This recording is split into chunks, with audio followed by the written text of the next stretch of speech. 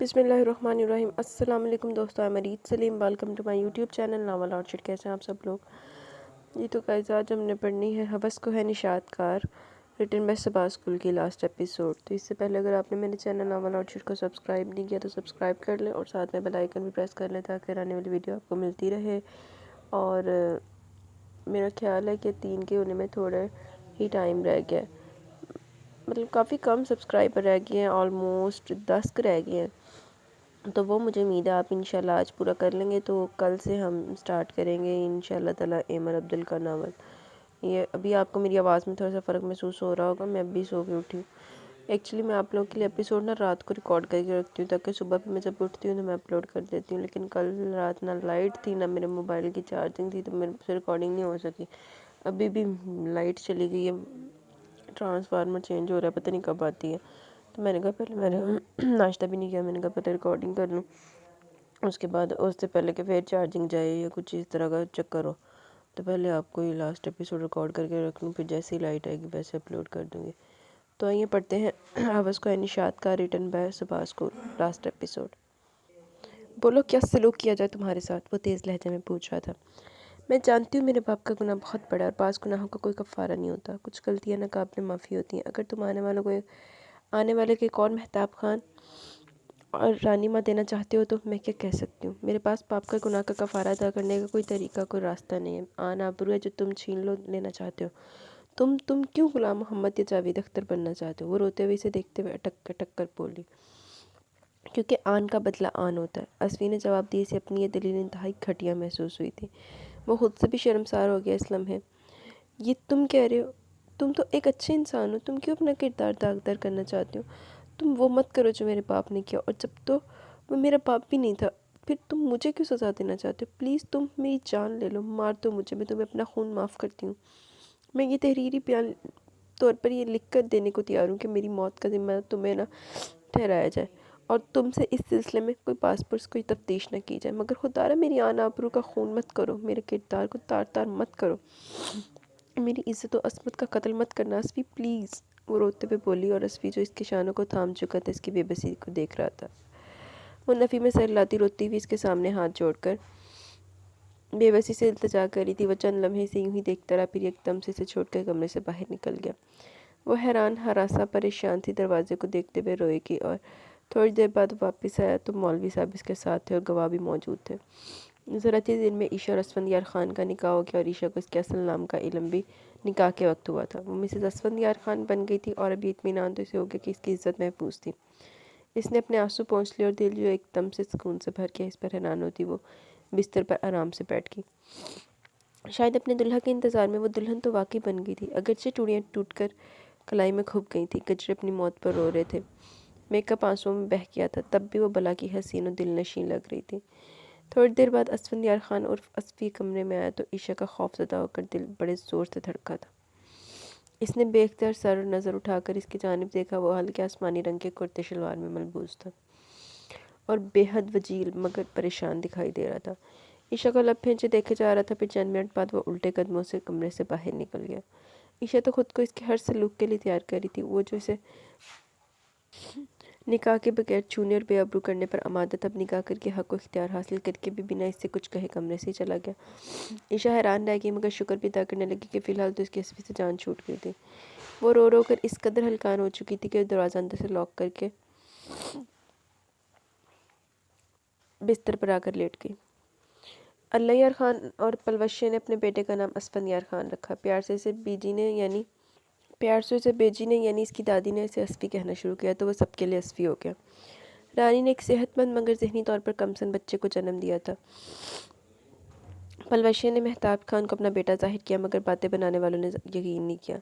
پھر رانی ایک دم چپ کی گہری چادر اوڑھ کر ہر شے سے بے نیاز ہوگی۔ اس کی شادی بھی نہیں ہو سکتی تھی، ایسے میں پلوشے نے رانی کو بھی سنبھالا اور مہتاب خان کو بھی پالا۔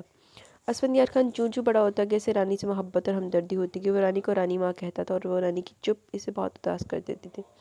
شعور کی منزل پر قدم رکھا تو پلوشے اور زلیخا بی بی سے بار بار اصرار کر کے رانی ماں کی اس حالت کا سبب دریافت کرنے کی کوشش کی۔ بالآخر انہوں نے اسفندیار خان کو ساری حقیقت سے آگاہ کر دیا۔ ساری حقیقت جاننے کے بعد اسفندیار خان کا جوان جوشیلا اور غیرت مند خون کھولنے لگا اور اس نے رانی ماں کا بربادی کے ذمہ دار غلام محمد اس کا بدلہ لینے کا تہیہ کر لیا۔ اللہ یار خان نے اسے بتایا کہ وہ شہر میں جاوید اختر کے نام سے رہتا ہے. گاؤں سے جاتے اس نے اپنا نام بدل لیا تھا. تو اللہ یار خان پھر بھی نہیں لب سکیا. میں کی کہوں دور پھٹے منہ تیرے تھے. اور اللہ یار خان نے اپنے طور پر معلومات کروائی تھی اور اسے یہ بھی بتایا کہ جاوید اختر غلام محمد نے ایک امیر زادی ماریہ سے شادی کر لیا. اللہ یار خان ساری معلومات جمع کرنے کے باوجود نہ جانے کہ غلام محمد سے انتقام نہیں لے سکے. شاید وہ بھی اس کی اولاد کے جوان ہونے کے منتظر تھے. اسفند یار خان شہر میں پڑھ رہا تھا. اس نے بہت جلد جاوید اختر کو ڈھونڈ نکالا کیونکہ اس کی ایک تصویر اللہ یار خان کے پاس تھی جو انہوں نے اسفند یار خان کو دے دی تھی. اللہ یار خان نے گاؤں کی کچھ زمین بیچ کر شہر میں فیکٹری اور مل لگا لی. اسفند یار خان نے دل لگا کر اور محنت کی اور MBA میں اول پوزیشن حاصل کر کے اپنے خاندان کا نام بھی روشن کیا، اپنے باپ کا فخر اور مان بھی بڑھایا تھا. اس نے شہر میں ایک شاندار بنگلہ خرید لیا اور بزنس سنبھال لیا. دھیرے دھیرے اس نے جاوید اختر غلام محمد کی بیوی ماریہ سے شناسائی حاصل کر لی تھی. ماریہ ایک الڑ ماڈرن عورت تھی. اس کی کئی بوتیکس اور بیوٹی سیلون تھے، فیشن میگزین تھا اور ایک فیکٹری تھی جو جاوید اختر چلا رہا تھا. جاوید اختر غلام محمد کے ماں باپ اس کی حرکتوں سے اس کی بیوی کے رہن سہن سے ناراض تھے مگر ساتھ رہنے پر مجبور تھے کہ جاوید اختر غلام محمد بیوی کے ساتھ رہ رہا تھا. غلام محمد کا باپ تو جلدی ماریہ کے تانوں سے دل ہار کر دنیا سے رخصت ہو گیا. ماں جسے عائشہ بوا کہتی تھی وہ عائشہ کی آمد پر خود کو سنبھال کر عائشہ کی پرورش میں لگ گئی. وہ اسے ماریہ جیسی نہیں بنانا چاہتی تھی اور ماریہ کو اپنی مصروفیات سے فرصت نہیں تھی کہ وہ عائشہ پر توجہ دیتی. وہ ایک طرح سے بے فکر ہو گئی کہ عائشہ کو اس کی دادی سنبھال لیتی ہے. دونوں بھائی بلید اختر اور نوید اختر کو گورنر سنبھال لیتی تھی. وہ دونوں ہی اپنے ماں باپ کے ہم مزاج نکلے تھے. اسفند یار خان نے ماریہ کے ذریعے اس کی فیملی سے متعلق معلومات اکٹھی کرنے کے بعد اس کے دراصل غلام محمد کی بیٹی عائشہ کو اپنی رانی ماں کا انتقام لینے کی خاطر جعلی نکاح نامے کے ذریعے بہت طریقے سے اپنے ساتھ حویلی لانے کا منصوبہ بنایا تھا. وہ غلام محمد کو اس کی بیٹی کی بربادی کے ذریعے اس کے گناہ کی سزا دینا چاہتا تھا. وہ در حقیقت برا انسان نہیں تھا. وہ بہت حساس، پرواہ کرنے والا، پیار نچھاور کرنے والا شخص تھا. لیکن اپنی رانی ماں کی زندگی ناآسودہ دیکھنے کے بعد اس کے اندر بدلے کی آگ سلگنے لگی تھی. وہ ایک سوچے سمجھے منصوبے کے تحت عائشہ کو اپنے ہمراہ لے آیا تھا مگر نہ جانے کہ وہ عائشہ کی باتوں اور آنسوؤں کے سامنے بے بس ہو گیا اور وہ نہیں کر سکا جو اس کے باپ نے اس کی رانی ماں کے ساتھ کیا تھا، بلکہ اسے سچ مچ نکال کر بیٹھا تھا کیوں وہ نہیں جانتا تھا. اسی الجھن میں واپس شہر آ گیا اور اگلے روز وہ ماری اور جاوید کے بنگلے پر آیا تو سوائے بوا کے گھر پر کوئی بھی نہیں تھا. اسفند یار خان نے اپنا تعارف کروایا تو بوا نے اسے زبردستی بٹھا لیا اور اپنا تعارف کروانے لگی. میں عائشہ کی دادی ہوں. وہ بچی میری ہی گود میں پلی بڑی ہے. آپ تو دیکھنے میں خاصی نمازی اور پرہیزگار دکھائی دیتی ہے. اپنی پوتی کو کیسی تربیت دی کہ آپ نے کہ غیر مردوں میں 16 سنگھار کر کے اپنے حسن کی داد سمیٹنے نکلی تھی. وہ طنزیہ لہجے میں بولا، بیٹا وہ بہت نیک اور معصوم بچی ہے. جبھی دلہن کا روپ تھارے اشتہار بنی پھر رہی تھی. اسفند یار خان نے غصے سے تیز اور تلخ لہجے میں کہا، نگاہوں میں عائشہ کی آنسو بھری آنکھیں گھوم رہی تھی، اسے بے چین کر رہی تھی. بیٹا وہ مجبور ہو گئی تھی. اس کی تو ماں اسے اشتہار بنا رہی تھی. وہ معصوم تو انکار کر کر کے تھک گئی تھی پر اس کی سنتا کون ہے؟ نہ باپ نے سنا نہ ماں نے. عائشہ تو ان خرافات سے دور بھاگتی ہے. وہ تو بہت شرمندہ اور پریشان تھی. گھر سے نکلتے ہوئے وہ نہیں جانا چاہتی تھی مگر اس کی ماں اسے فیشن شو کروانے لے گئی. عائشہ تو کہتی تھی بوا دلہن تو صرف ایک بار بننا ہے اور اسے اپنے شوہر کے لیے، اس کا سنگھار تو اپنے دلہے کے لیے ہوتا ہے. اس کے خیالات بہت نیک اور پاکیز ہیں. وہ تو پردہ کرتی تھی. بیٹا اس کی تو اپنی ماں نے ہی اسے بے پردہ کر کے رکھ دیا. ماں کے غصے اور حکم کے آگے اس کی ایک نہیں چلی. وہ تو ایسی پارٹیوں میں بھی نہیں جاتی تھی. میری عائشہ تو صوم و صلات کی پابند ہے. وہ بہت نیک اور محبت کرنے والی بچی ہے. بیٹا اس پر کوئی ظلم نہ کرنا. وہ میرے ہاتھوں میں پلی بڑی ہے. میں اسے اچھی طرح جانتی ہوں. وہ کبھی غلط راستے پر نہیں چل سکتی. بوا اس کا ذکر کرتے ہوئے رونے لگی تو اسفند یار خان کو احساس جرم اور احساس ندامت بے چین و بے قرار کرنے لگا. میں عائشہ کا کمرہ دیکھنا چاہتا ہوں، اسفند یار خان نے کہا. ہاں کیوں نہیں بیٹا، آؤ میں تمہیں عائشہ کا کمرہ دکھاتی ہوں. بوا نے اپنے آنسو دوپٹے سے صاف کرتے ہوئے اٹھ کر زینے کی جانب بڑھ گئی تو اسفند یار خان نے بھی ان کی پیروی کی. وہ اوپر عائشہ کے کمرے میں سے لے آئی. بیٹا یہ میری عائشہ کا کمرہ ہے، تم تسلی سے دیکھو، میں تمہارے لیے چائے پانی کا بندوبست کرتی ہوں. بوا یہ کہہ کر کمرے سے باہر چلی گئی. اسفند یار خان نے صاف ستھرے اور کشادہ کمرے کا تنقیدی جائزہ لیا. کمرے کے فرش پر نیلے رنگ کا کارپٹ بچھا ہوا تھا. کھڑکی اور دروازے پر ہلکے نیلے اور سفید رنگ کے خوبصورت پردے لٹک رہے تھے. جدید طرز کا فرنیچر موجود تھا. Double bed, dressing table, wardrobe, کرسیاں، رائٹنگ ٹیبل اور ڈیسک کرسیاں. غرض یہ کہ ضرورت و سہولت کی ہر چیز اس کمرے میں موجود تھی. ساتھ اٹیچ باتھ روم بھی تھا. بیڈ پر چھوٹے چھوٹے پھولوں والی براؤن رنگ کی بیڈ شیٹ بچھی ہوئی تھی. بیڈ کے پیچھے دیوار پر ایک درمیانے سائز کی فریم شدہ چاروں گل والی سنری آویزہ تھی. سامنے دیوار پر وال کلاک سجا تھا. اسفند یار خان اس کی رائٹنگ ٹیبل کے پاس آیا اور سائڈ پر رکھی کتب اٹھا کر دیکھنے لگا. اس کے کورس کی کتابوں کے علاوہ وہ شاعری کی کتب بھی موجود تھی۔ کلیات اقبال، دیوان غالب اور نسخہ ہائے وفا دیکھ کر وہ دل ہی دل میں عشاء کے اعلیٰ ذوق کی داد دیے بغیر نہیں رہ سکا۔ پھر ڈیک کے قریب رکھی کیسٹس کو اٹھا اٹھا کر دیکھنے لگا۔ ان میں قوالیوں، نعتوں، غزلوں اور قرآن پاک کی تلاوت کی کیسٹس موجود تھیں۔ نصرت فتح علی خان کی قوالیاں تو خود اسفندیار خان کو بھی بہت پسند تھی۔ اس کام سے فارغ ہو کر وہ اس کے بیڈ کے قریب اور تکیہ اٹھا کر دیکھا۔ وہاں ایک سرمئی رنگ کی بہت خوبصورت چمکتی ہوئی تسبیح عشاء کی عبادت گزاری کا ثبوت پیش کر رہی تھی۔ جانے کی وہ ندامت میں گھرتا چلا جا رہا تھا۔ اس نے سائڈ ٹیبل کی دراز کھولی تو اس میں بڑا سا البم اور ایک سیاہ رنگ کی چھوٹی سی ڈائری کو اپنا منتظر پایا۔ ڈائری اٹھائی، کھول کر دیکھا۔ اس میں عشاء کی چند سہیلیوں اور ٹیچرز کے فون نمبرز اور ایڈریس درج تھے۔ اسفندیار خان کو حیرت ہو رہی تھی کہ کسی لڑکے کا نمبر موجود نہیں تھا۔ وہ تو خود عشاء سے پہلی بار فیشن شو کی ریہرسل والے دن ملا تھا۔ پہلے اسے دیکھا ہوتا تو شاید اس کی ذات کے متعلق کچھ جان جاتا۔ اب جو انکشافات ہو رہے تھے اسے ندامت کے اتھاہ گہرائیوں میں سمندر میں غرق کرنے کے لیے کافی تھے۔ اس نے البم کھول کر دیکھا۔ یہ البم عشاء کی تصاویر سے سجا تھا۔ اس کی پہلی سالگرہ سے لے کر اب تک کی اسکول اور کالج کے زمانے کی کئی تصاویر تھی۔ وہ ہر تصویر میں دلکش و دل نشین لگ رہی تھی۔ وہ ہمیشہ سے اتنی معصوم اور حسین تھی۔ اس کی مسکان من مو لینے والی تھی۔ وہ بلا شبہ بے حد حسین و جمیل تھی۔ اگر اپنے آپ کو چھپا کر رکھنا چاہتی تھی تو بہت مثبت اور پاکیزہ سوچ کی مالک تھی۔ وہ البم دیکھتے ہوئے اسفندیار خان کے دل میں جنگ چھڑ گئی۔ وہ جس لڑکی سے انتقام لینا چاہ رہا تھا وہی لڑکی اس کی دھڑکنوں میں تلاطم برپا کیے اس کی زندگی کا قرار لوٹ رہی تھی۔ اسے اپنے رگوں پہ میں سرایت کرتی ہوئی محسوس ہو رہی تھی۔ اس نے البم اور ڈائری واپس ان کی جگہ پر رکھ کر دراز بند کر دی۔ چل تو انتقام لینا سی عشاء نے تیرا انتقام لے لیتا۔ نرام ہے، دل گردے بھی تیرے پھیپڑے بھی اپنے نہیں رہے۔ وہ جس قسم کی ملبوسات کی ماریہ کی بیٹی سے توقع کر رہا تھا، افسوس کے سے یہاں بھی مایوسی کا منہ دیکھنا پڑا۔ وہ فیشن زدہ بےہودہ مغربی ملبوسات دیکھنا چاہتا تھا، مگر عشاء کی وارڈروب میں تو بہت سوبر، خوبصورت مگر مشرقی ملبوسات موجود تھے۔ کسی بھی بےہودگی یا بے پردگی کا عنصر موجود نہیں تھا۔ شلوار قمیص، دوپٹے، کرتے پاجامے سب مہذب اور باوقار لڑکی کی پسند کی غمازی کر رہے تھے۔ تعجب ہے، شیطان کے گھر فرشتہ کیسے پیدا ہو گیا؟ وہ اپنی حیرت کا اظہار آواز کر رہا تھا، اور پھر الوداعی نگاہ کمرے پر ڈال کر کمرے سے باہر نکل گیا۔ بیٹا چائے تیار ہے۔ وہ نیچے آیا تو بوا نے اسے دیکھتے ہی کہا، شکریہ بوا، میں چائے نہیں پیوں گا۔ اور ہاں، غلام محمد المعروف جاوید اختر صاحب تشریف لائیں تو انہیں بتا دیجیے گا کہ عشاء کو رانی کا بھتیجا لے کر گیا ہے اور اس کے ساتھ وہی سلوک کرے گا جو اس نے رانی کے ساتھ کیا تھا۔ بتا دیجیے گا اسے کہ اسفی اسفندیار خان ہے، اللہ یار خان اور پلوشے کا بیٹا اور رانی کا بھتیجا ہے۔ وہ غصے سے سرخ چہرہ لیے بولا تو بوا نے حیران ہو کر کہا، بیٹا تم ہمارے گاؤں کیوں؟ مگر یہ رانی کا کیا قصہ ہے؟ اپنے بیٹے سے پوچھنا بوا، رانی کی عزت سے کھل کر یہاں شہر میں بڑا باعزت بنا بیٹھا ہے تمہارا غلام محمد، اور وہاں اس کے گناہ کا جیتا جاگتا ثبوت مہتاب خان کی صورت میں موجود ہے۔ اب غلام محمد کی بیٹی میرے قبضے میں، بتا دینا اسے کہ رانی کا بدلہ اسفندیار خان لے گا۔ اسفندیار خان نے غصے سے کہا اور بوا کو حیرت اور دکھ کے صحرا میں دھکیل کر وہاں سے چلا گیا۔ بوا ہی لڑک جائے۔ یہ کپڑے بدلو، نہا کر پھر ناشتہ کر لینا۔ زلیخا بی بی نے عشاء کے سامنے میرون رنگ کی بلوچی کڑھائی والا سوٹ رکھتے ہوئے نرمی سے کہا تو وہ حیرانگی سے اس کا چہرہ دیکھنے لگی۔ زلیخا بی بی ہوں، اسفی بابا تو کو سب بتا گیا کہ اب تم اس کا بیوی ہے۔ تمہارا خیال رکھنا ہمارا فرض ہے۔ اٹھو شاباش، نہا لو، تمہارا ناشتہ بنا کے لاتا ہے۔ زلیخا بی بی نے اس کی حیرانگی دور کرتے ہوئے کہا تو وہ اسپات میں سر ہلاتی کپڑے اٹھا کر زلیخا بی بی کے ساتھ غسل خانے تک آ گئی۔ زلیخا بی بی باورچی خانے کی طرف چلے گی جو حویلی کے جدید انداز میں آہستہ آہستہ بنایا جا رہا تھا۔ فی الحال یہاں اٹیچ باتھ روم کی سہولت نہیں تھی۔ عشاء کو وہ لباس پورا آ گیا، وہ نہا کر ہلکی پھلکی ہوگی۔ ناشتہ کرنے کے بعد زلیخا بی بی سے حویلی والوں کے متعلق پوچھنے لگی، خاص کر رانی ماں اور اسفندیار خان کے بارے میں۔ اسے زلیخا بی بی سے بہت ساری معلومات حاصل ہوئی تھی اور اسے اندازہ ہو گیا کہ اسفندیار خان بنیادی طور پر ایک اچھا اور حساس انسان ہے۔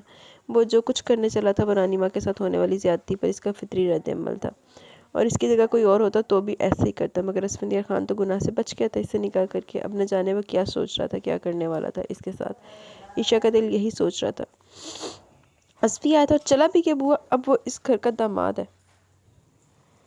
آپ نے اسے روکا نہیں اور کھانا کھلائے بغیر ہی جانے دیا۔ جاوید اختر ماریہ گھر آئے تو بوا کی زبانی اسفندیار خان کی آمد کا سن کر ماریہ نے تیز لہجے میں کہا، غلام محمد، وہ اسفی نہیں، اسفندیار خان ہے، اللہ یار خان کا بیٹا اور رانی کا بھتیجا ہے۔ رانی جو اسفندیار خان کی رانی ماں ہے، وہ اپنی رانی ماں کا بدلہ لینے کے لیے تیری بیٹی کو جعلی نکاح نامہ دکھا کر اپنی حویلی لے گیا۔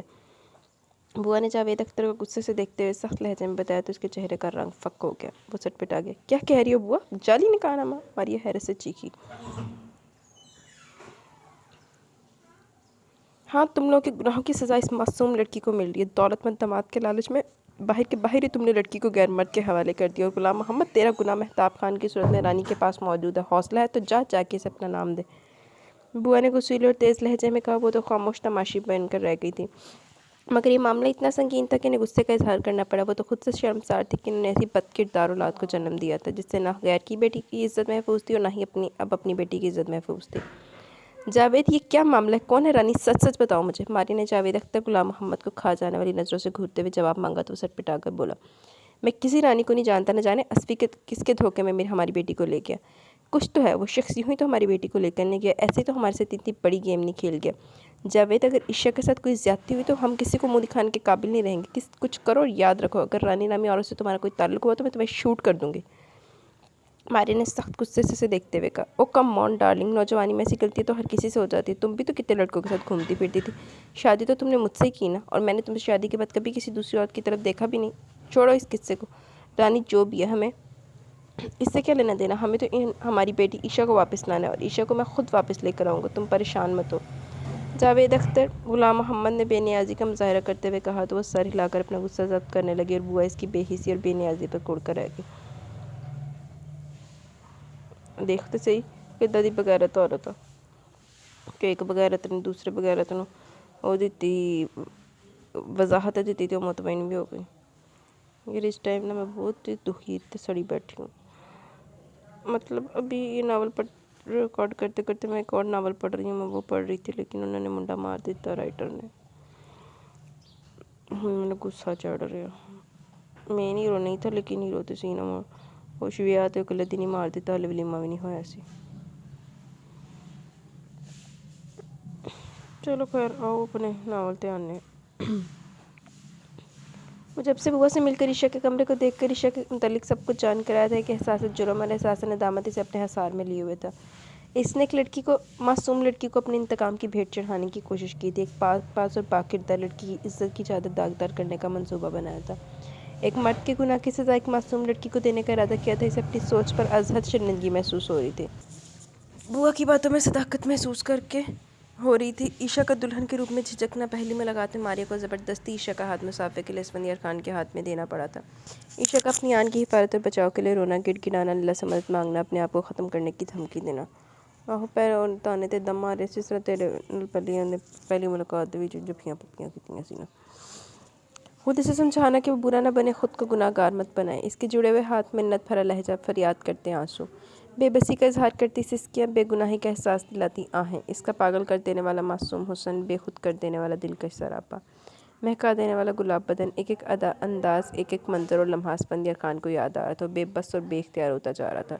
عشاء کی باتیں اسے صحیح معلوم ہو رہی تھی، وہ سچ ہی تو کہہ رہی تھی کہ میں اپنے اور اس کے انتقام میں ایک اور رانی اور مہتاب خان اس معاشرے کو دینے چلا تھا، ایک اور زندگی برباد کرنے چلا تھا، گناہ کا توق اپنے گلے میں ڈال رہا تھا۔ اس کا کار ہوس میں مجھے گناہ گار ہونے سے بچایا عشاء نے، وہ تو معصوم ہے، محبت کے لائق ہے، میں نے بہت دکھ سے دوچار کیا اسے، میرا اللہ مجھے معاف کرے، یا اللہ مجھے معاف کر دینا مالک، میں کچھ دیر کے لیے بھٹک گیا تھا، مجھے نیک ہدایت دے، مجھے صحیح سمت میری رہنمائی فرما، اور میرے گناہ، میری ہر خطا معاف فرما دے۔ اسفندیار خان نے خود کلامی کرتے ہوئے اکرم اللہ سے دعا مانگی، معافی طلب کی، چین دل سے اور نیند آنکھوں سے کوسوں دور تھی۔ مہتاب خان نے باہر ایک ہنگامہ برپا کر رکھا تھا، وہ چیخ رہا تھا، شور مچا رہا تھا۔ عشاء شور سن کر باہر نکلی تو مہتاب خان کو لان چیئر اٹھائے ملازم کے پیچھے بھاگتے دیکھا۔ وہ ایک بھاری بھرکم وجود رکھنے والا لمبا چوڑا جوان تھا۔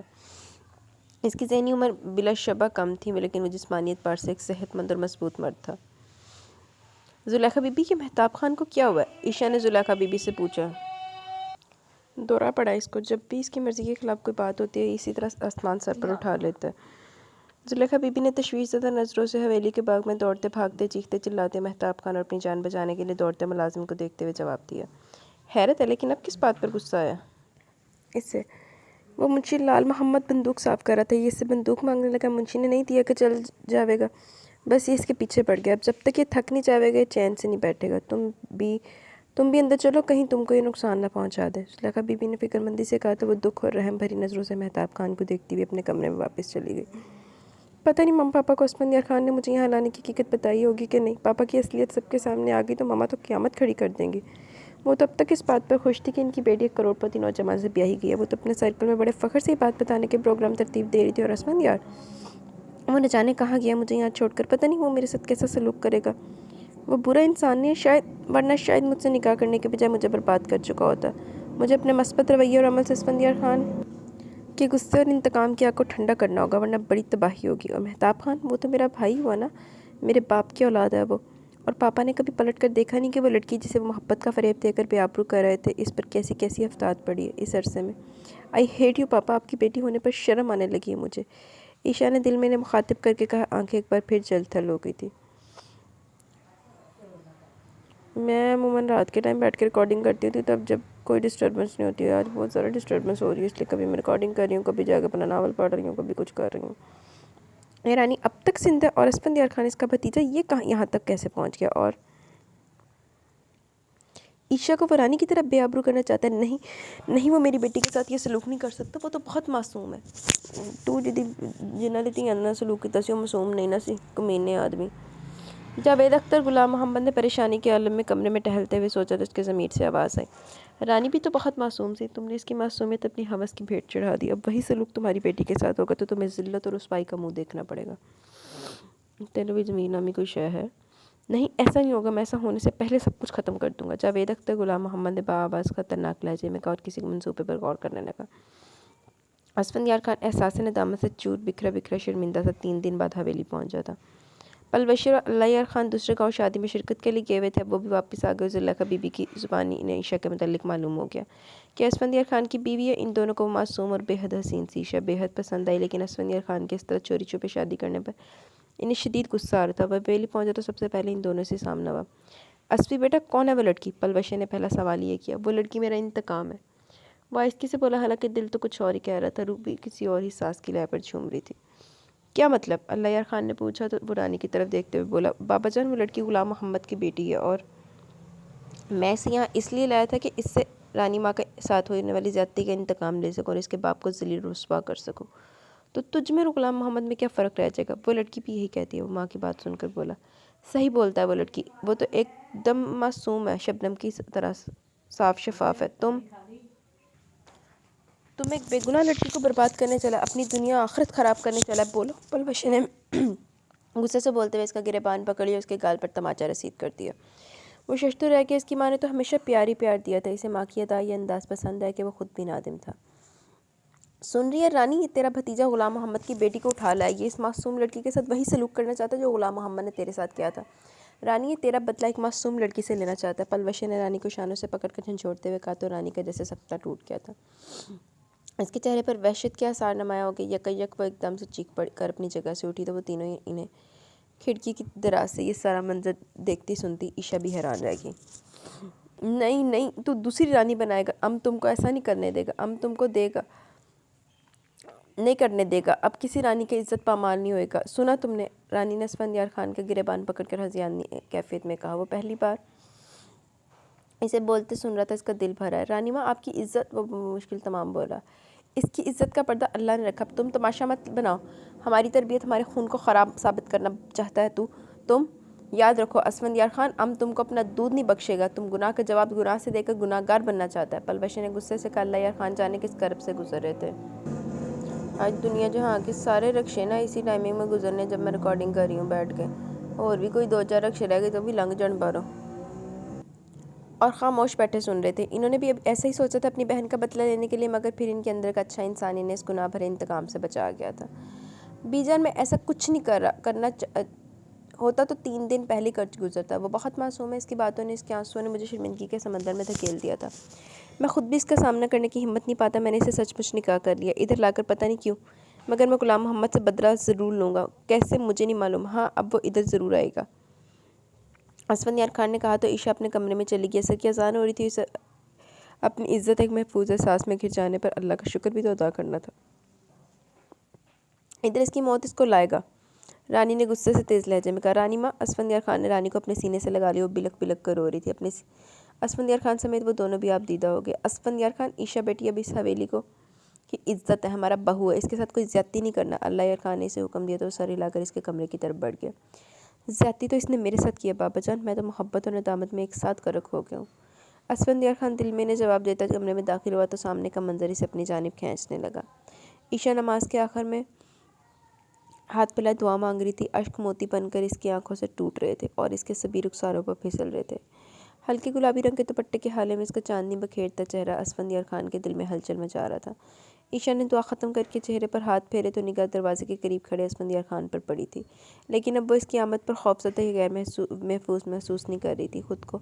عشاء بھیگی آنکھوں سے اسے دیکھ رہی تھی۔ وہ دروازہ بند کر کے دھیرے دھیرے قدم اٹھاتا اس کے سامنے گھٹنوں کے بل آ بیٹھا۔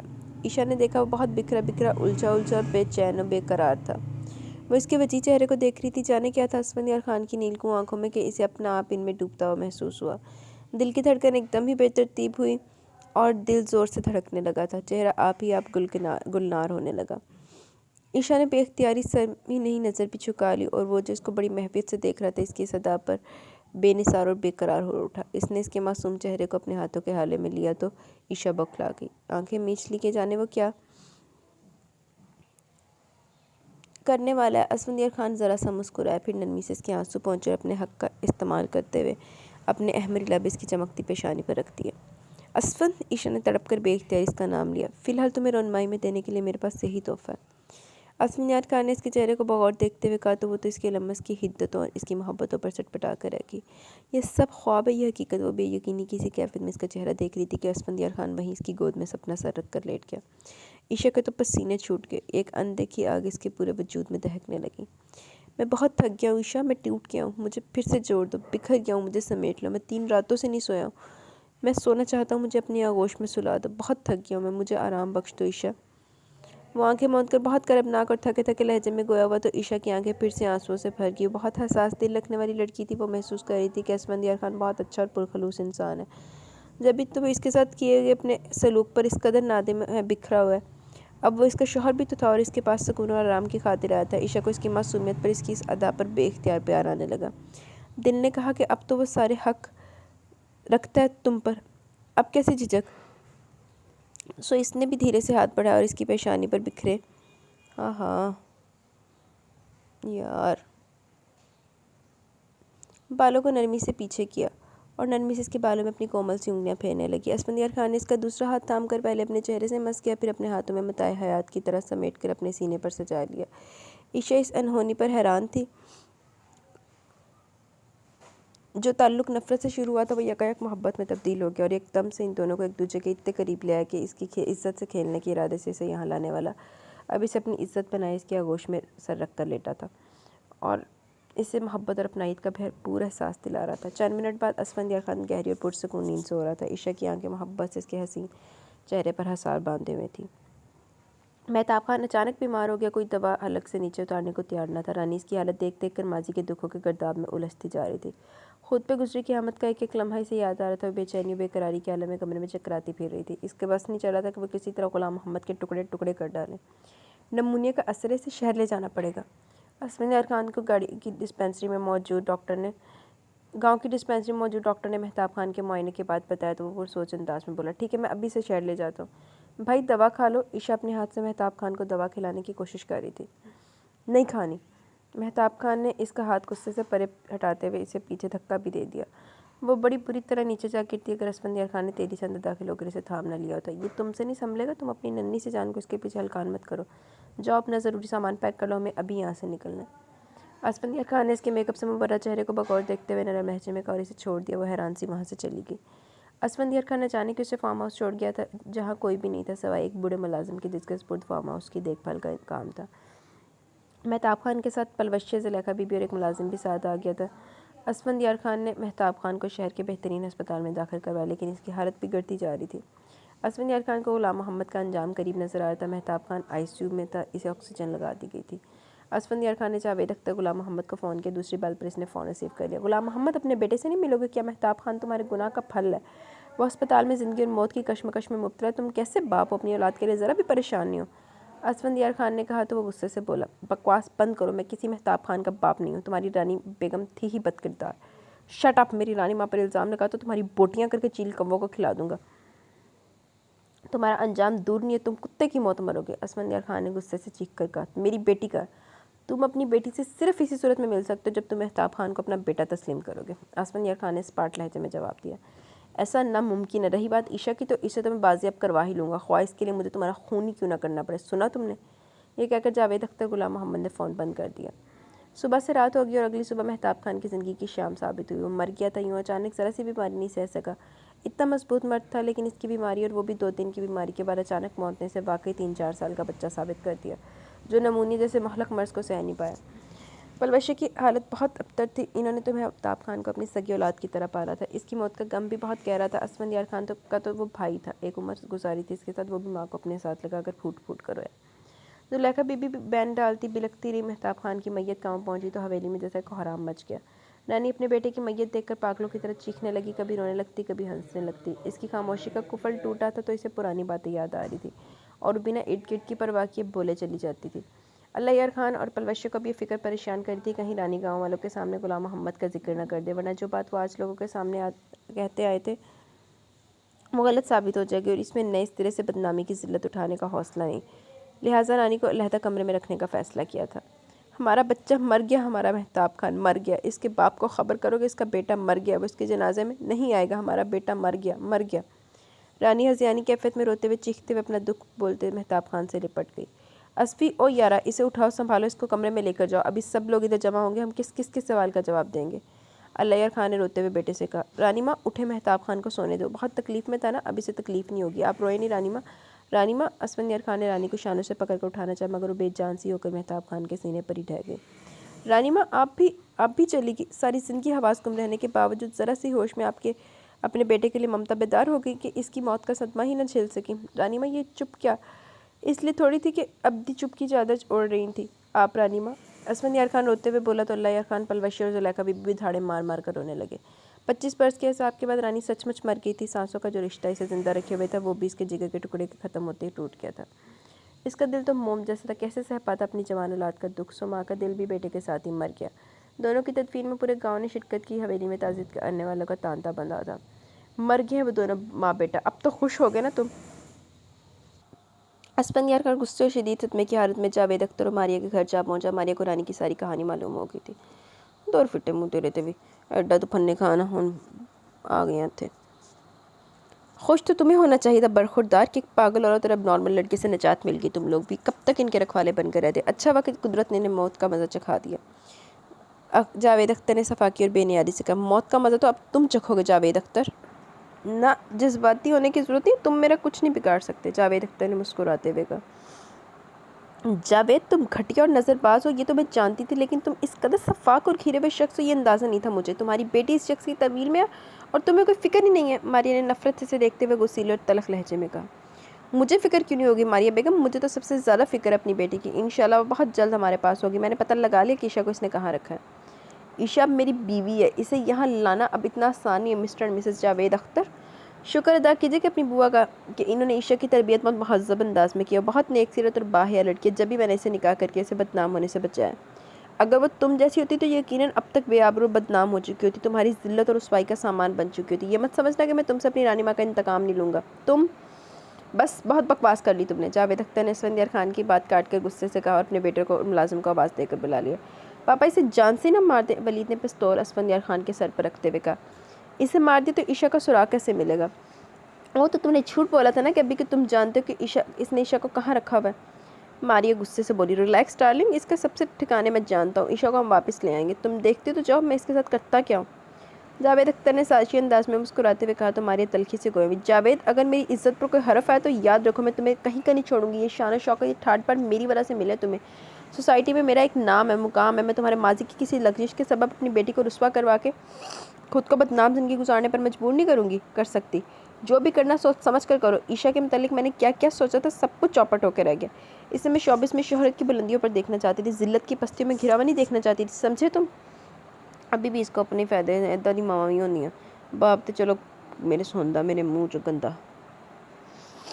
ڈونٹ وری ڈارلنگ، سب ٹھیک ہو جائے گا، عشا کے ذریعے دولت شہرت بھی سب کچھ حاصل کر سکتے ہیں ہم۔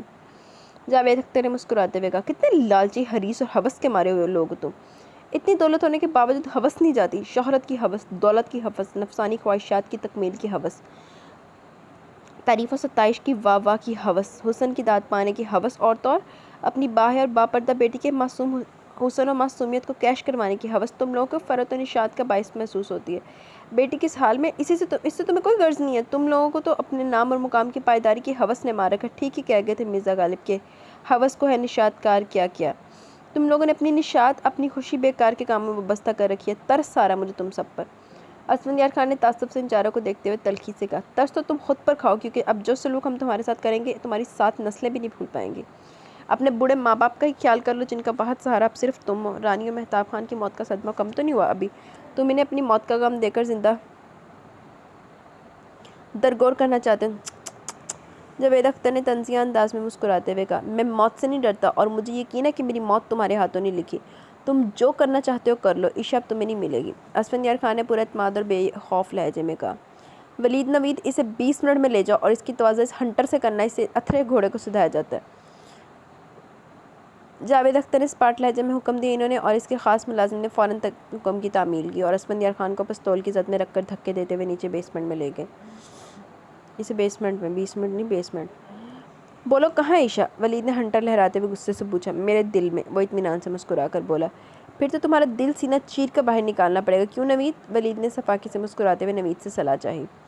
تم ٹھیک کہتے ہو بھائی، اس کے دل پر خنجر چلانا ہی پڑے گا، زخم لگے گا تو یہ خود بخود چیخ اٹھے گا، بتا دے گا فوراً سے پہلے کہ عشا کہاں ہے۔ نوید نے مسکراتے ہوئے بھائی کی ہاں میں ہاں ملائی۔ اسفندیار خان نے جنگلی جانوروں کا سا انداز اپناتے دیکھ کر مسکرا دیا۔ تو لو، اس کی شرٹ اتارو اور یہ خنجر اس کے سینے پر چلا دو، دیکھیں تو صحیح اس کا خون سرخ ہے یا سفید ہو چکا ہے۔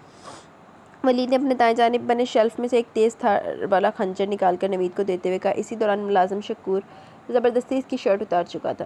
اسفندیار خان کا مضبوط اور کشادہ سینہ زخم کھانے کے لیے تیار تھا۔ یہ میرا خون ہے، اللہ یار خان کے بیٹے کا خون، تمہارے شیطان باپ کا خون نہیں ہے کہ سفید ہو جائے گا۔ اسفندیار خان نے غصے سے کہا، بکواس بند کرو، خبردار جو ہمارے باپ کو کچھ کہا، ورنہ زبان بھی اسی خنجر سے کاٹ کر رکھ دیں گے ہم۔ ولید نے اس پر غصے کے عالم میں ہنٹر برسا کر کہا، وہ اپنی تکلیف بڑی جرأت سے ضبط کر گیا۔ اسے مضبوطی سے پکڑو شکور ہے، ہم ذرا اس کے دل کا آپریشن کر لیں۔ نوید نے اپنے اونچے لمبے کثرتی بدن رکھنے والے ملازم شکورے سے کہا تو اس نے اسفندیار خان کے دونوں بازو پیچھے کر کے اسے مضبوطی سے پکڑ لیا۔ ہاں تو تم کیا کہہ رہے تھے کہ عشا تمہارے دل میں؟ تو عشا لکھتے ہیں تمہارے دل پر، تمہارے سینے پر، ٹھیک ہے؟ نوید نے مسکراتے ہوئے کہا تو ولید نے خنجر اس کے ہاتھ سے لے لیا اور اسفندیار خان کے سینے پر اس کی نوک رکھ دی۔ اسفندیار خان نے آنکھیں بند کر لی اور تصور میں عشا کی صورت کو دیکھنے لگا۔ ولید نے اس کے سینے پر الف کی طرح لمبی سی لکیر کھینچی اور اس کا سرخی مائل سفید سینہ خون کی سی ندی بن گیا۔ اسفندیار خان نے اپنی تکلیف کو بڑے ضبط سے سہا تھا۔ وہ پورا من اور سلجھ انسان تھا، محض اپنی رانی ماں کے ساتھ کی گئی زیادتی کا بدلہ لینے کے لیے عشا کو جعلی نکاح نامے کے بل پر اپنے ساتھ لے کر گیا تھا، لیکن عشا کی معصومیت، اس کی مدلل گفتگو نے اسے بہت جلدی احساس دلا دیا کہ وہ بھی تو غلطی کر رہا ہے، اور اب وہ عشا کے پیار میں اس کے باپ اور بھائیوں کے دیے زخم بخوشی سہ رہا تھا، ورنہ انہیں اپنے زور بازو سے مات دینا اس کے لیے کچھ مشکل نہ تھا۔ مشکل نہیں، صرف دور فٹے منہ تیرے تھے جڑا بھی گبیلا بن کے تو زخم کھائی جانا پہ۔ بس وہ مجرم نہیں بننا چاہتا تھا، ان جیسا نہیں بننا چاہتا تھا۔ اسے اس تکلیف کے لمحے میں عشا کے نرم و ملائم ہاتھوں کا مسیحا لمس شدت سے یاد آ رہا تھا۔ وہ حیران تھا کہ یہ قدرت نے اس کے ساتھ کیسا عجیب کھیل کھیلا۔ وہ جس لڑکی کو اپنے انتقام کی نظر کرنا چاہتا تھا، وہی لڑکی اس کے دل میں محبت کا مقام حاصل کر چکی تھی۔ وہ جسے بے باک بے حیا سمجھا تھا، وہ تو بہت معصوم اور باحیا نکلی، رشتوں کے تقدس کو سمجھنے اور نبھانے والی، محبت اور اپنائیت کا احساس دلانے والی۔ اسفندیار خان بہت شرمندہ تھا اسے۔ یہ کیا کر رہے ہو تم؟ اسے جان سے مارو گے کیا؟ جاوید اختر نے بیسمنٹ میں قدم رکھا تو اسفندیار خان کا لہو لہان سینہ اور ولید کے ہاتھ میں خنجر دیکھ کر چلایا۔ پاپا، اس نے ہماری بہن کو اغوا کیا۔ ولید بولا۔ اغوا نہیں کیا، میں نے تمہاری بہن سے نکاح کیا، اصلی نکاح۔ تم لوگ تو جعلی نکاح پر بھی راضی ہو گئے تھے کہ ایک دولت مند داماد ہاتھ لگ گیا۔ اسفندیار خان نے ضبط سے کہا، میں نے تمہیں ہنٹر سے اس کی توازہ کرنے کے لیے کہا تھا، خنجر سے نہیں۔ اسے اس طرح مار دو کہ تمہارے ہاتھ کچھ نہیں آئے گا۔ تم اسے عشا کا پتہ معلوم کرو، اسے جانے دو، باقی کام میں سنبھال لوں گا۔ جاوید اختر نے ہدایت دی۔ اوکے پاپا، ولید اور نوید نے ایک ساتھ کہا اور پھر دونوں نے باری باری اس کے بدن پر ہنٹر برسائے۔ وہ ضبط و ثبت سے ساری تکلیف سہتا رہا۔ یا اللہ خیر، اسفندیار خان کو کچھ نہ ہو۔ اللہ میاں، اسفندیار اب میرا شوہر ہے، اب میرے شوہر ہیں، انہیں اپنی امان میں رکھنا۔ کہاں چلیں گے مجھے چھوڑ کر؟ میں تو خوف سے مر جاؤں گی۔ اسفند پلیز مجھے یہاں سے آ کر لے جائیں۔ آپ کہاں ہیں اسفند؟ مجھے بہت پریشانی ہو رہی ہے، میرا دل گھبرا رہا ہے اسفند۔ عشا پریشانی کے عالم میں دل پر ہاتھ رکھ کر پورے کمرے میں بلائی پھیری تھی۔ آج اسے فارم ہاؤس میں رہتے ہوئے پورا 1 ہفتہ ہو گیا تھا۔ چوکیدار چاچا نے اسے مہتاب خان اور رانی کے انتقال کی خبر پہنچا دی تھی، جب سے وہ بہت دکھی، افسردہ اور خوفزدہ تھی۔ اسفندیار خان کے لیے بے حد فکر مند اور بے قرار تھی۔ اس فارم ہاؤس میں ضرورت و سہولت کی ہر چیز موجود تھی، وارڈروب میں اس کے ناپ کے ملبوسات تک موجود تھے، کھانے پینے کا سامان بھی کچن میں موجود تھا، کسی چیز کی کمی نہیں تھی، اگر کمی تھی تو صرف اسفندیار خان کی کمی تھی جو اسے ہر پل یاد آتا تھا، جس کے رگ و پے میں اس کی روح میں سرایت کر گیا تھا اور اسے پتہ بھی نہیں چلا شاید یہ نکاح کا اثر تھا یا اس کی اصلی محبت بھری فطرت و عادت کا کرشمہ سازی تھی کہ وہ اسفندیار خان کو اپنا سب کچھ مان بیٹھی تھی، اس کے نام اپنے تمام سچے پیار بھرے جذبے دان کر چکی تھی۔ یہ بیقراری اور بے چینی محبت کے سبب ہی تو زیادہ ہو رہی تھی۔ اور کب تک رکھو گے اسفی کو اپنی قید میں؟ ماریہ نے غصے سے پوچھا۔ 1-2 روز میں چھوڑ دیں گے، جاوید اختر نے جواب دیا۔ 5 دن ہو گئے اسے مار مار کر بھوکا پیاسا رکھ کر، کوئی فائدہ نہیں ہوا تمہیں، اب وہ باہر جا کر ہمارے لیے مسائل پیدا کرے گا، سیدھا پولیس کے پاس جائے گا، اس کی پہنچ بہت دور تک ہے اور ہم سے کہیں زیادہ ہے، اس پر جو اس کی حالت ہے وہ تمہیں ضمانت کا موقع بھی نہیں دیں گے، تم نہ جانے کون سے گیم کھیلے ہو، اسفند کا عشا کا بھی کچھ سوچا تم نے؟ ماریہ نے پریشانی کے عالم میں غصے سے سوال کیا۔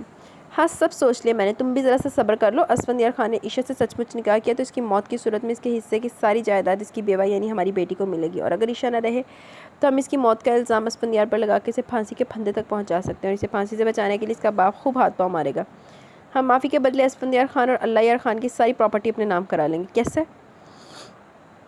جاوید اختر نے سازشی انداز میں مسکراتے ہوئے کہا، دیکھو ایسا کمینہ آدمی ہے جنہوں اپنی اولاد نے بھی نہیں ساپا جیسا پولیا، اپنی اولاد دی بھی انہیں کوئی پرواہ نہیں ہے۔ اچھا لیکن عشا ہماری بیٹی ہے جاوید، سپڑی بولی۔ بیٹی اگر ذلت اور رسوائی کا باعث بن رہی ہے تو اس کا مر جانا ہی بہتر ہے ماریہ بیگم۔ شٹ اپ جاوید، تم اچھی طرح جانتے ہو کہ عشا تمہارے گناہ کی پاداش میں اسفندیار خان کی قید میں، وہ لڑکا نیک اور شریف ہے، ورنہ اب تک ہماری عزت گلی گلی رسوا ہو گئی ہوتی۔ تم اسفی کو فوراً آزاد کر دو اور دیکھو کہ وہ کہاں جاتا ہے، اس کے ذریعے عشا تک پہنچو۔ ماریہ نے تیز اور غصیلے لہجے میں کہا۔ اس دوران بوا ان دونوں کی ساری گفتگو سن چکی تھی، چپکے سے وہاں سے چلی گئی۔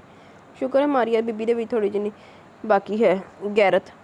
ایسا ہی ہوگا، جاوید اختر نے کہا۔ صاحب جی پولیس نے چھاپا مار دیا، اسفند صاحب کو آزاد کرا لیا اور نوید صاحب کو گرفتار کر لیا، ولید صاحب گاڑی میں فرار ہو گئے ہیں۔ شکورے نے آ کر اطلاع دی تو وہ دونوں گھبرا گئے۔ اوف، یہ پولیس کہاں سے آ ٹپکی؟ جاوید اختر غصے سے بولا۔ وہ اللہ یار خان بھی پولیس کے ساتھ ہیں، وہی پولیس کو لایا۔ شکورے نے مزید معلومات فراہم کی۔ ماریہ تم میری ضمانت کا بندوبست کرو، میں جیل چلا گیا تو سارا منصوبہ ناکام ہو جائے گا، جاوید اختر نے کہا۔ تم اپنے کیے کی سزا بھگتو جاوید اختر، میں اپنے بیٹے کو بچاؤں گی، تمہیں نہیں۔ تم نے ولید اور نوید کو اب اس راہ پر ڈالا اور اسفی کے پاس عشا کی شادی کا ثبوت موجود ہے، تم عدالت میں بھی اسے ہرا نہیں سکو گے، اور تمہاری بیٹی تمہاری اصلیت تمہاری بیٹی پر عیاں ہو چکی ہے، وہ تمہارے خلاف بیان دے گی، تمہاری صورت بھی نہیں دیکھنا چاہے گی وہ، ماریہ کے غصیلے لہجے میں جواب دیا۔ میں جان سے مار دوں گا عشا کو، نہ وہ پیدا ہوئی ہوتی نہ ہی اسفندیار خان مجھ سے بدلہ لینے آتا، دیکھ لوں گا میں عشا کو بھی اور اسفندیار خان کو بھی، دونوں میں سے ایک تو مرے گئی اور پھر مجھے تمہاری دولت کی ضرورت بھی نہیں رہے گی، اللہ یار خان کی ساری دولت میری ہوگی، ہاں ہاں ہاں۔ جاوید اختر نے صفاقی اور لالچی لہجے میں کہا۔ Mister Javed Akhtar, you are under arrest. Police inspector نے وہاں آتے ہی اسے دیکھتے ہوئے کہا۔ مگر میرا جرم کیا انسپکٹر؟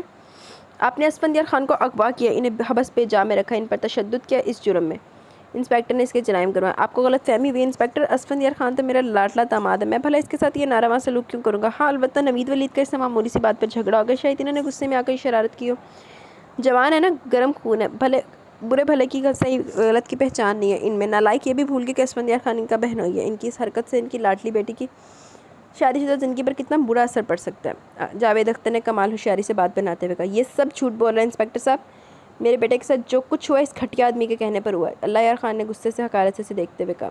اس کا فیصلہ تھانے میں ہوگا، گرفتار کر لو انہیں، انسپکٹر نے اسپاٹ لہجے میں جواب دیا اور ساتھ ہی اپنے سپاہیوں کو جاوید اختر کی ہتھکڑی لگانے کا حکم جاری کیا۔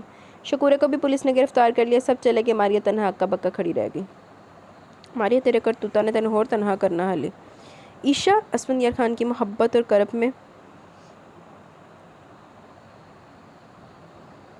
ڈوبی آواز اس کی سماعتوں میں پھول بن کر کھلی تو وہ جو گھٹنوں پر سر رکھے گمسم سی بیٹھی تھی بری طرح چونکی۔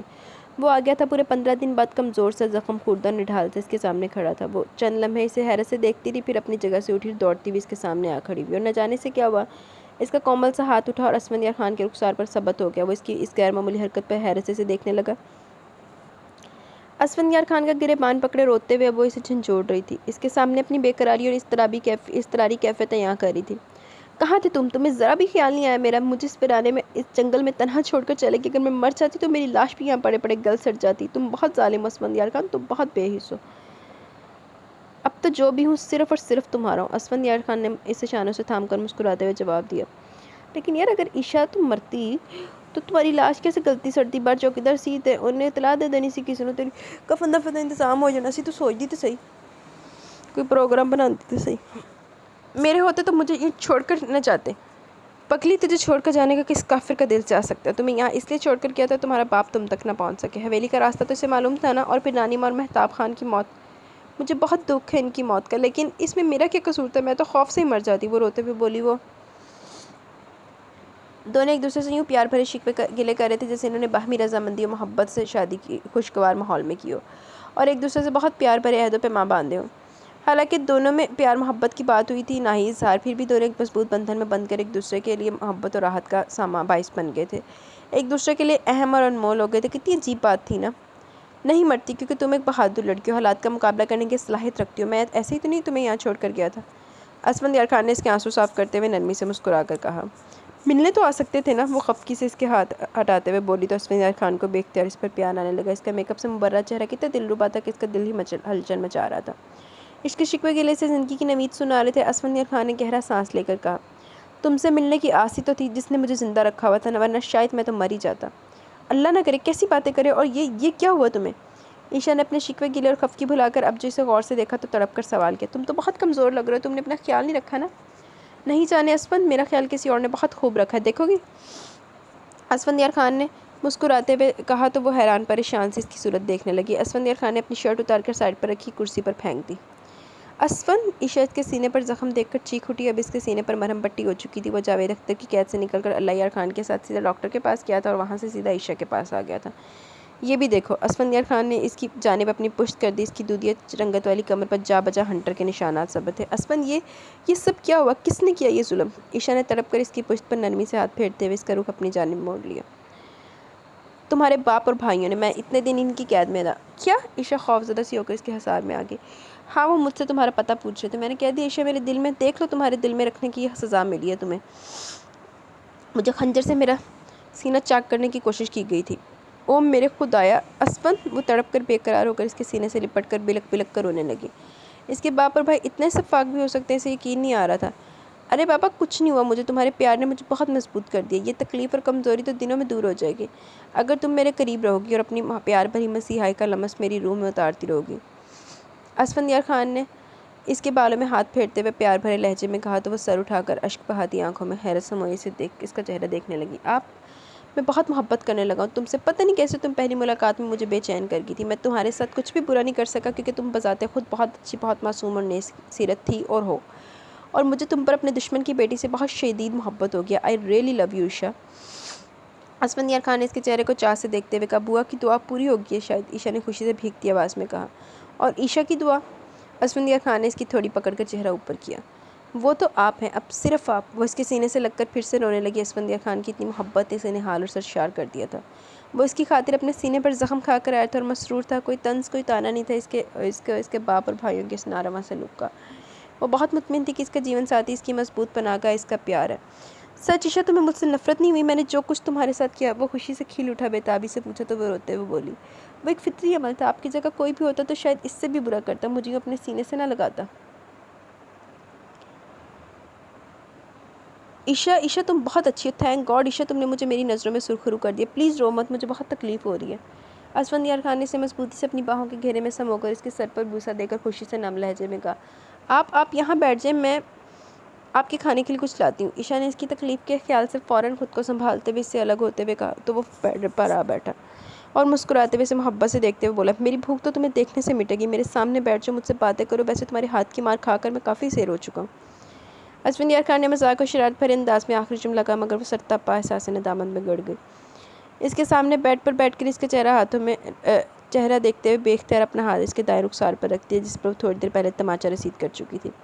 اسفندیار خان کو اس کے ہاتھ کا لمس زینت افروز اور فرت آمیز احساسات سے ہمکنار کر رہا تھا۔ وہ خوشی سے مسکراتے ہوئے اس معصوم لڑکی کی محبت کو دیکھ رہا تھا، محسوس کر رہا تھا۔ Asfand, I am sorry.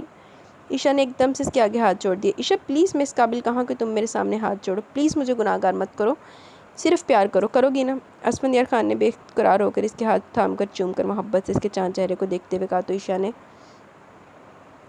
شرمیلے پن سے مسکراتے ہوئے اس بات میں سر ہلا دی۔ عشا میری زندگی۔ اسفندیار خان اس کی شرمیلی مسکان اور پیار بھرے اقرار پر فدا ہو گیا، اس کی پیشانی چومی اور اسے اپنے پیار بھری پناہوں میں سمیٹ لیا۔ ولید پولیس سے بچنے کے لیے فرار ہو گیا تھا لیکن موت کے ہاتھوں سے نہ بچ سکا۔ وہ بوکھلاہٹ میں گاڑی تیز رفتاری سے چلا رہا تھا کہ سامنے سے آتے ٹرک کو جا ٹکرایا۔ گاڑی پہ چکر آ گئی اور گاڑی کو کاٹ کر ولید کی ڈیڈ باڈی باہر نکالی گئی۔ اوئے ہوئے ہوئے! ماریہ یہ خبر سن کر بے ہوش ہوگی۔ جاوید اختر نوید حوالات میں اس خبر کو سن کر حیرت زدہ رہ گئے۔ میں اسفندیار خان کو زندہ نہیں چھوڑوں گا، اس کی وجہ سے میرا بیٹا موت کے منہ میں چلا گیا۔ جاوید اختر نے حیرت اور غصے سے چور لہجے میں کہا تو نوید غصے سے پھٹ پڑا۔ بس کرے پاپا، یہ سب آپ کے گناہ کا نتیجہ۔ ٹھیک کہتے کہ والدین کا کیا اولاد کیا گیا آتا ہے۔ آپ کو مہتاب خان کے مرنے کا دکھ نہیں ہوا نا؟ دیکھ لیں قدرت کا انتقام، اس نے آپ سے آپ کا جائز بیٹا چھین لیا۔ رانی بی بی تو مر گئی پاپا، اب اس کا انتقام اسفندیار خان نہیں اللہ آپ سے لے گا۔ میرا بھائی آپ کے جرم کی بھیٹ چڑھ گیا، بہت ہوس پرست اور بے حس ہے پاپا، آئی ہیٹ یو پاپا۔ ولید بھائی مر گئے، میں کسی کو زندہ نہیں چھوڑوں گا، اللہ یار خان کی حویلی ویران کر دوں گا۔ جاوید اختر نے نوید کی باتوں سے مزید تیش میں آتے ہوئے کہا، ایدا دے گاند نہیں سدھر دے ہوندے کدی بھی، پاویں جنہ مرضی نقصان ہوئی ہوئے دادا۔ اور نوید چیخ چیخ کر رونے لگا۔ سکھ ہے نا، نوید نو عقل آ گئی۔ اسفندیار خان کو ولید کی موت کی اطلاع اس کے موبائل پر مل چکی تھی۔ وہ سوچ رہا تھا عائشہ کو یہ المناک خبر کیسے سنائے۔ وہ بھی اس سے ناشتہ کرا کے فارغ ہوئی تھی۔ کتنی فکر مندی تھی اس کے جسم پر لگے زخموں کی وجہ سے۔ عائشہ مجھے شہر جانا ہے ابھی اور اسی وقت۔ اسفندیار خان نے اس کے پاس آ کر کہا تو وہ ہراساں ہو کر اس کا بازو پکڑ کر بولی، نہیں میں آپ کو اب کہیں نہیں جانے دوں گی، آپ کی طبیعت بھی ٹھیک نہیں، تم میرے ساتھ ہوگی تو میری طبیعت خود بخود ٹھیک ہو جائے گی۔ ہم دونوں کو جانا اور تمہیں بہت بہت حوصلے اور بہادری کا مظاہرہ کرنا ہے، صبر کے ساتھ خود کو سنبھالنا ہے۔ وہ اس کا ہاتھ تھام کر محبت سے بولا، اسفی آپ مجھے واپس چھوڑنے جا رہے ہیں؟ ہاں، مگر کیوں؟ تمہارا وہاں ہونا بہت ضروری ہے اور میرا یہاں آپ کے پاس ہونا ضروری نہیں ہے کیا؟ عائشہ یہ بات نہیں ہے، تمہارے دم سے تو میں زندہ ہوں۔ پھر ولید کا ایکسیڈنٹ میں انتقال ہو گیا۔ کیا؟ وہ ایک دم سے شاکڈ رہ گیا۔ اسفندیار خان نے اسے مضبوطی سے تھام لیا۔ اس کا مطلب ہے مکافات عمل شروع ہو گیا؟ عائشہ نے کھوئے کھوئے لہجے میں کہا، آنسو پلکوں کی سرحد عبور کر کے بہنے لگے تھے۔ ولید سے اس کی کبھی بھی دوستی نہیں، بہن بھائیوں والا ہنسی مذاق پہ تو کلفی روٹنا منانا فرمائشیں کرنا کچھ بھی نہیں تھا ان کے بیچ کے۔ دونوں بھائی ماں باپ کے نقش قدم پر ان کے کہنے پر چل اور عمل کر رہے تھے، پھر بھی عائشہ کو بہت دکھ اور صدمے نے گھیر لیا۔ وہ بلک بلک کر روئی اور اسفندیار خان نے اسے سنبھالتا سمجھاتا تسلی دلاسا دیتا شہر لے آیا۔ ولید کے جنازے میں نوید اور جاوید اختر بھی شریک تھے۔ دونوں کی ضمانت منظور ہو گئی تھی اور ایسا صرف اللہ یار خان اور اسفندیار خان کے کہنے سے ہوا تھا۔ وہ جاوید اختر کی طرح بے حس اور بے رحم ہرگز نہیں تھے کہ اسے اپنے سگے بیٹے کے جنازے میں شرکت کرنے کی اجازت و رعایت بھی نہ دیتے۔ عائشہ اور ماری ایک دوسرے سے لپٹ کر دل کھول کر روئی۔ ولید کی تدفین ہو گئی تھی۔ اسفندیار خان سے نوید اور ماریہ نے اپنے رویے کی معافی مانگ لی تھی، مگر جاوید اختر ہمس پتھر بنا ہوا تھا۔ اس کے دماغ میں لاوا ابل رہا تھا، سازش اور انتقام کا ہوس اور بے حسی کا جال بن رہا تھا۔ عائشہ میں گھر جا رہا ہوں، تم سوئم تک یہاں رکنا چاہو تو مجھے کوئی اعتراض نہیں۔ اسفندیار خان نے اس کے کمرے میں آ کر کہا۔ بوا بھی اس کے پاس بیٹھی تھی، رو رو کر بے حال ہو چکی تھی۔ اسفندیار خان کے لیے اس کی حالت ناقابل برداشت ہو رہی تھی۔ آپ یہاں رک جائیں نا، عائشہ نے اپنے آنسو صاف کرتے ہوئے کہا۔ رک تو جاتا مگر مجھے تمہارے باپ کے ارادے کچھ ٹھیک نہیں لگ رہے۔ میں تو تمہیں بھی یہاں نہیں چھوڑنا چاہتا مگر ولید کی موت کے باعث چھوڑنا مجبوری ہے، اسفندیار خان نے سنجیدہ مگر نرم لہجے میں جواب دیا۔ عائشہ بچے، اسفی ٹھیک بولتا ہے، تم ابھی ادھر نہ رکو، اسفی میاں کے ساتھ اپنے گھر چلی جاؤ۔ وہ نامراد تمہارا باپ ہے، پھر بھی تم کو قتل کرنا چاہتا ہے اور عصمت بچے کو تمہارے قتل کے الزام میں پھانسی لگوانا چاہتا ہے اور اس کی دولت پر قبضہ کرنا چاہتا ہے۔ وہ تم دونوں میں سے کسی ایک کو ضرور مارنے کی کوشش کرے گا، تم کو بیوہ کر کے اسفی کی جائیداد حاصل کرے گا، یا بس کرے بوا، شرم سے ڈوب مرنے کو دل چاہ رہا ہے میرا باپ اتنا بے حس بے رحم اور لالچی بھی ہو سکتا ہے؟ میرے خدایا! عائشہ نے بوا کی بات کاٹ کر صدمے سے روتے ہوئے کہا۔ اسفندیار خان بھی تعصب سے نفی میں سر ہلا رہا تھا۔ بوا آنسو پہنچتی کمرے سے باہر نکل گئی۔ عائشہ سنبھالو خود کو، میرے ساتھ اپنے گھر چلو، میں تمہیں اپنی پناہ میں رکھنا چاہتا ہوں، ہمیشہ اپنے پیار کی پناہ میں۔ بولو رہو گی میرے پیار کی پناہ میں؟ وہ اس کے آنسو صاف کرتے ہوئے رسان سے پوچھ رہا تھا۔ مجھے تو صرف پناہ چاہیے، ایک مجرم باپ کی بیٹی کے نصیب میں پیار کہاں؟ تمہیں میرے پیار پر اعتبار نہیں ہے؟ ہاں، یہ جو کچھ ہو رہا ہے اس کے بعد تو ہر رشتے سے اعتبار اٹھ گیا۔ آپ بھی کب تک مجھے اپنی محبت کے لائق سمجھیں گے؟ تمام عمر، زندگی کی آخری سانس تک۔ اسفندیار خان نے اس کے چہرے کو ہاتھوں میں بھر کر دل سے کہا تو عائشہ نے اس کے ہاتھوں پر اپنے ہاتھ رکھ دیے۔ اس کی آنکھیں سچ کی روشنی سے منور تھی۔ عائشہ کو کسی مہربان اور پیارے انسان کا یقین و اعتبار کرنا پڑا۔ وہ دونوں اسفند لاج پہنچے تو جاوید اختر کو وہاں موجود پا کر حیران رہ گئے۔ پاپا آپ یہاں؟ عائشہ نے اسے دیکھتے ہوئے کہا۔ کیوں، میں یہاں نہیں آ سکتا کیا؟ نہیں، جو کچھ آپ کی وجہ سے مجھے سہنا پڑا، سننا پڑا، اس کے بعد آپ کا اپنی بیٹی کے سامنے آنے کا منہ تو نہیں رہ جاتا؟ شرم آنی چاہیے مجھے، آتی ہے مجھے آپ کو اپنا باپ کہتے ہوئے۔ آپ کی وجہ سے ولید بھائی مر گئے، رانی اور مہتاب خان مر گئے، اب اور کس کو ماریں گے آپ؟ عائشہ نے نفرت آمیز غصے سے کہا۔ اسفندیار خان قریبی خاموش کھڑا تھا۔ تمہیں اور تمہارے شوہر کو یا دونوں میں سے کسی ایک کو؟ اسفندیار خان عرف مسٹر اسفی، یہ تمہارے لائسنس شدہ پستول ہے نا؟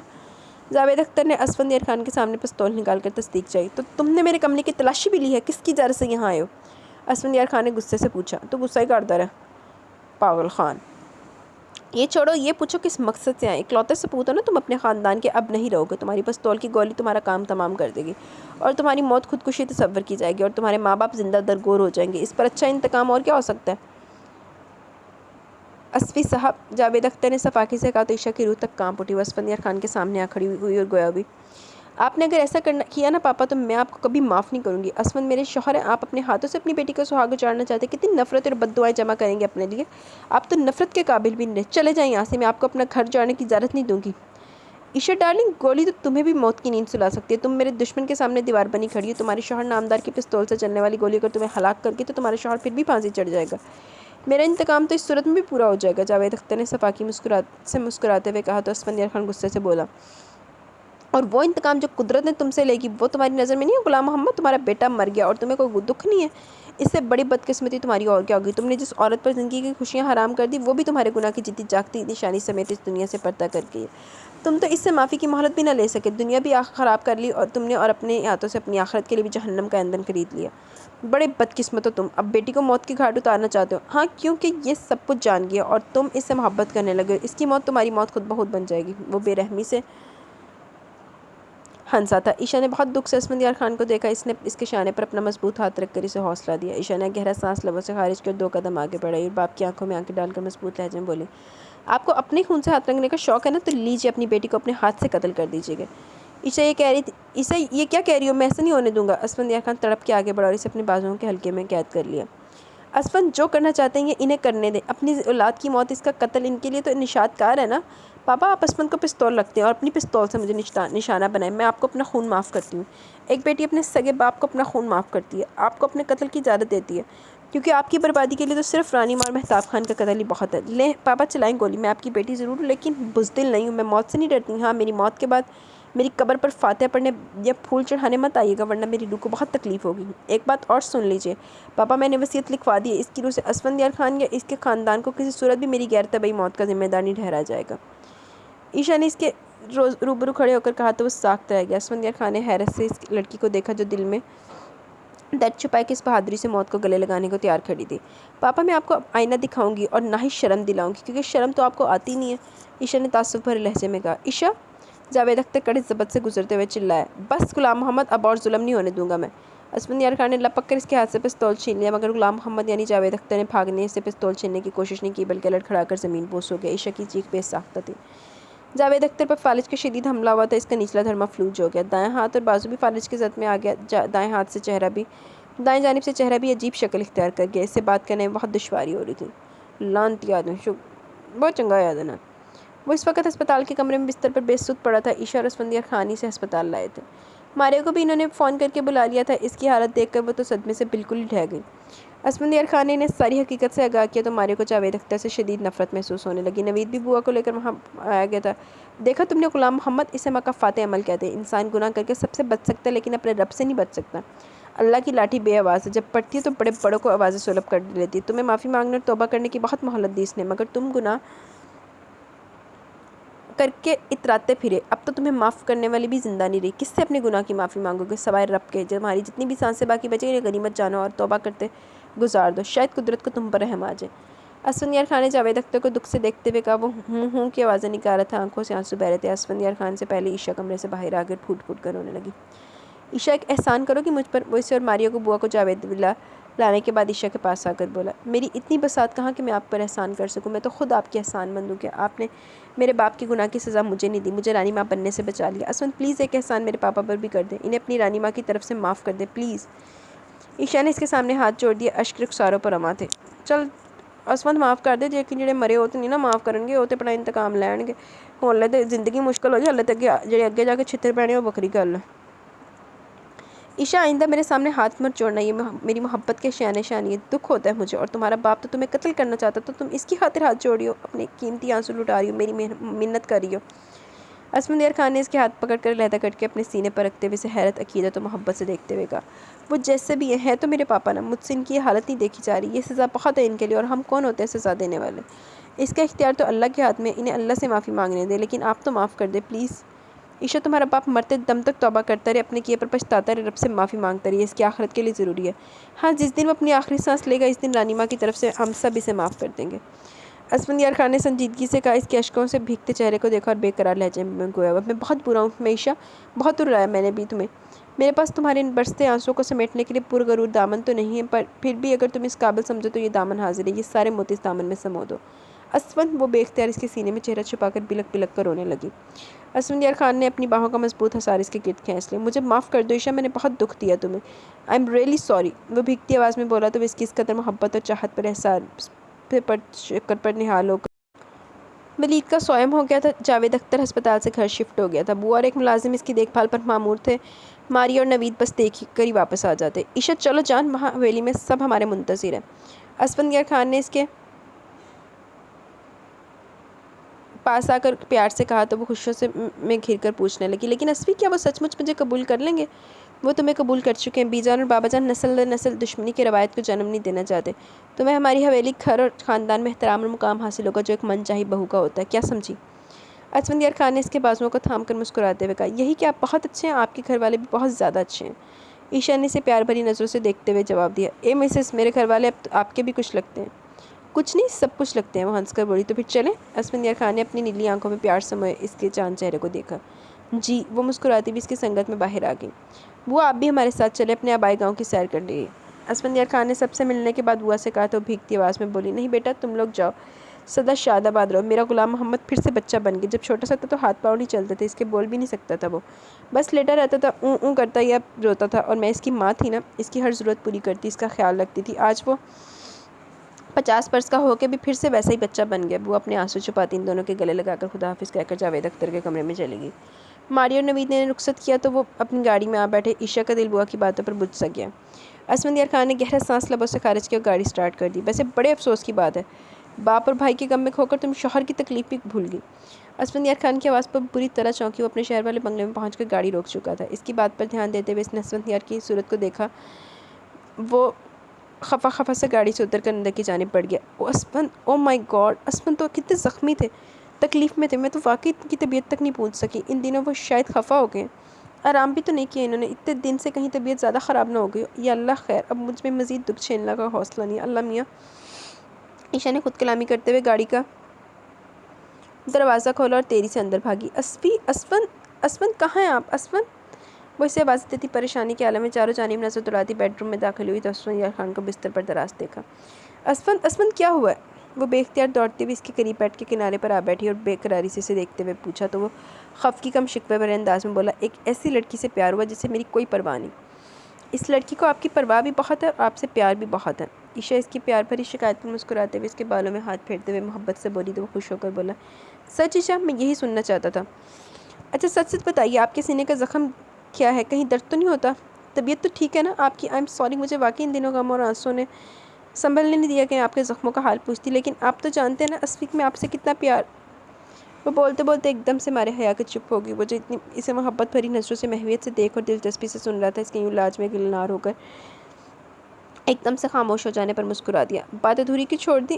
آپ سمجھ تو گئے نا؟ وہ نظریں چکائے آہستگی سے بولتی اس کے دل میں ہلچل مچا گئی، اسے مچا رہی تھی، اسے دیوانہ بنا رہی تھی۔ ہاں لیکن اس کا عملی مظاہرہ کرنے میں کیا حرج ہے؟ وہ شرارت سے بولتا اٹھ کر بیٹھ گیا۔ اسفی، وہ بری طرح شرما گئی۔ کتنا اچھا کہتی تم اسفی، قسم سے دل موہ لیتی ہو، پھر سے کہو۔ جی نہیں، پہلے میرا رونمائی کا تحفہ نکالیں۔ اف ہاں یار، وہ تو مجھ پر ڈیو ہے، ایک منٹ۔ وہ ہنس کر بولا اور جھک کر سائڈ ٹیبل کی دراز کھولی اور ایک چھوٹا سا پیکٹ نکال لیا اور دراز بند کر کے پیکٹ کھولا اور اس میں سے مخملی ڈبیا تھی۔ ڈبیا کھولی تو اس میں سے ڈائمنڈ رنگ نے اپنی صورت دکھائی۔ لیجیے بیگم صاحبہ، آپ کا رونمائی کا تحفہ، پہنا دیجیے نا، عشا نے شرمیلے پن سے مسکراتے ہوئے کہا اور اپنا بایاں ہاتھ آگے کر دیا۔ اسفندیار خان نے خوشی سے مسکراتے ہوئے اس کا ہاتھ تھاما اور انگوٹھی اس کی انگلی میں پہنا کر ہاتھ چوم لیا۔ اب کہو۔